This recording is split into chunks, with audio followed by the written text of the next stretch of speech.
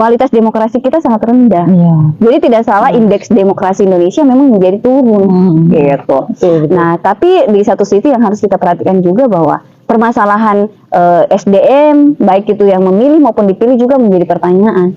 Prosesinya juga menjadi pertanyaan. Kemudian juga demokrasinya sendiri juga itu menjadi pertanyaan juga. Sebenarnya kita mau bahasnya tuh ke sana. Jadi kita nggak mau sekedar menyalahkan paslonnya yang diduga nih tadi katanya 130 kasus laporan di Bawaslu.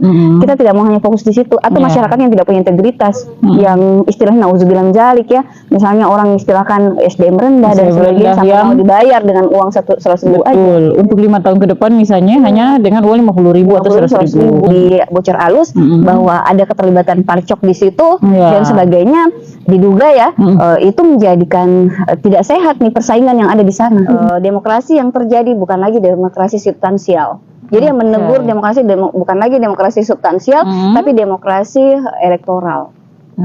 Maksudnya apa tuh biar paham? Nah, baik. Demokrasi substansial kan selalu orang bilang bagusnya demokrasi karena dari rakyat, oleh rakyat untuk rakyat. Tapi itu tidak terjadi lagi. Padahal kita masih dalam ranah demokrasi. Kenapa? Karena kita berada di dalam demokrasi elektoral, di mana berdasarkan mekanisme elektoral pemilihan sebenarnya untuk menunjukkan bobrok demokrasi. Nah, disampaikan bahwa di How Democracy Dies itu di awal abad ke-20-an pergantian kekuasaan itu terjadi dengan perang militer. Tapi belakangan beberapa tahun terakhir untuk dihitung 10-20 tahun terakhir demokrasi pergantian kekuasaan itu berjalan, tapi mulai redup dari sisi demokrasi substansialnya, katanya seperti dalam buku itu. Kenapa? Ada 4 faktor. Jadi mereka merubah aturan ya supaya yang bisa kans untuk kemenangan itu kepada orang tertentu atau pihak atau kelompok tertentu.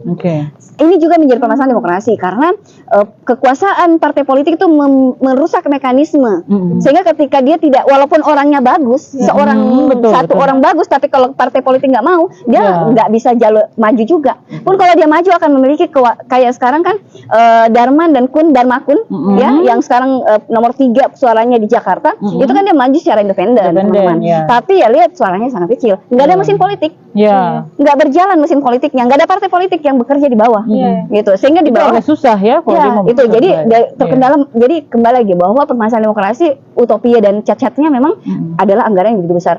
Anggaran pilkada kita di naskah hibah pilkada untuk daerah itu 28,6 triliun rupiah. Banyak banget. Bukan hanya soal mahalnya biaya, tapi juga dia memberikan peluang kepada sekelompok orang yang punya kekuatan untuk menguasai kans atau peluang-peluang kemenangan untuk meraih kekuasaan itu.